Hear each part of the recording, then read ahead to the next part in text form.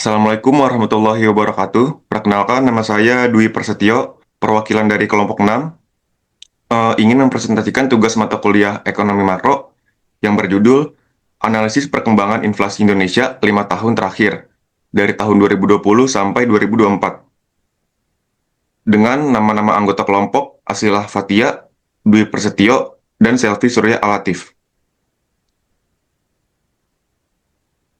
Masuk latar belakang. Latar belakang. Inflasi merupakan kenaikan harga barang dan jasa secara umum dan terus-menerus. Inflasi memengaruhi daya beli masyarakat dan kondisi ekonomi nasional. Inflasi menjadi perhatian utama pemerintah dan Bank Indonesia. Perkembangan inflasi Indonesia tahun 2020 sampai 2024 mengalami perubahan yang dinamis. Analisis inflasi penting untuk memahami kondisi ekonomi Indonesia. Masuk ke rumusan masalah. 1. Apa yang dimaksud dengan inflasi? Kedua, bagaimana perkembangan inflasi Indonesia tahun 2020 sampai 2024? Ketiga, faktor apa saja yang memengaruhi inflasi? Keempat, bagaimana dampak inflasi terhadap perekonomian? Kelima, bagaimana analisis tren inflasi Indonesia? Masuk ke tujuan. Yang pertama, menjelaskan pengertian inflasi. Yang kedua, mengetahui perkembangan inflasi Indonesia. Yang ketiga, menganalisis faktor penyebab inflasi. Yang keempat, menjelaskan dampak inflasi. Yang kelima, menganalisis tren inflasi Indonesia. Pengertian inflasi. Inflasi adalah kenaikan harga barang dan jasa secara umum dan terus-menerus. Inflasi menyebabkan nilai uang menurun. Daya beli masyarakat menjadi kurang. Inflasi merupakan indikator penting dalam ekonomi makro. Selanjutnya, ada jenis inflasi yang akan dijelaskan oleh teman saya. Selanjutnya, jenis inflasi berdasarkan penyebab. Yang pertama, demand pull inflation terjadi karena permintaan masyarakat meningkat. Yang kedua, ada cost push inflation terjadi karena kenaikan biaya produk. Yang ketiga, ada imported inflation terjadi karena kenaikan harga barang impor. Selanjutnya, penyebab inflasi. Yang pertama, kenaikan harga bahan pangan. Yang kedua, kenaikan harga BBM dan energi. Yang ketiga, melemahkan nilai tukar rupiah. Yang keempat, gangguan distribusi barang. Yang kelima, peningkatan jumlah uang beredar. Yang keenam, kondisi ekonomi global. Selanjutnya, data inflasi 2020 sampai 2024. Tahun 2020 tingkat inflasinya 1,92%. 2021 1,56%, 2022 4,21%, 2023 3,67%, 2024 2,20%.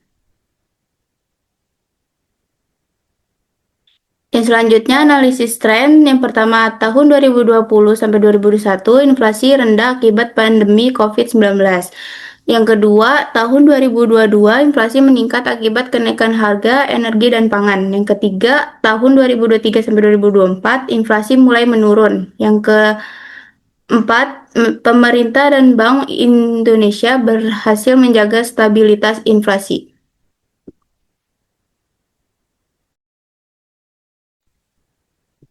Baik, selanjutnya dampak inflasi. Inflasi memiliki dampak terhadap masyarakat, dunia usaha, investasi, dan pertumbuhan ekonomi. Terhadap masyarakat, inflasi menyebabkan harga kebutuhan pokok meningkat sehingga daya beli masyarakat menurun. Terhadap dunia usaha, inflasi menyebabkan biaya produksi meningkat sehingga perusahaan menaikkan harga jual barang.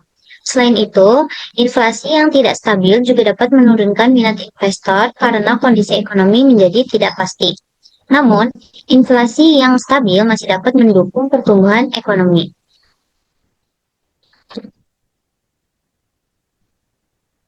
Selanjutnya itu ada pengendalian inflasi. Pemerintah dan Bank Indonesia memiliki berbagai langkah untuk menjaga stabilitas inflasi, antara lain, yang pertama menjaga suku bunga acuan, yang kedua mengendalikan jumlah uang beredar, yang ketiga menjaga pasokan bahan pangan, yang keempat memperbaiki distribusi barang, yang kelima memberikan subsidi tertentu, dan yang terakhir menjaga stabilitas nilai tukar rupiah. Selain itu, pemerintah juga melakukan operasi pasar untuk menjaga kestabilan harga bahan pokok. Yang terakhir itu kesimpulan. Kesimpulan dari penelitian ini adalah inflasi Indonesia tahun 2020 sampai 2024 mengalami perubahan yang dinamis akibat pandemi COVID-19, kenaikan harga energi global, dan kondisi ekonomi internasional. Inflasi tertinggi terjadi pada tahun 2022, namun pada tahun 2023 sampai 2024, kondisi inflasi kembali lebih stabil. Pemerintah dan Bank Indonesia memiliki peran penting dalam menjaga stabilitas inflasi melalui kebijakan moneter dan pengendalian harga. Baik, sekian presentasi dari kelompok kami. Kurang lebihnya mohon maaf. Wassalamualaikum warahmatullahi wabarakatuh.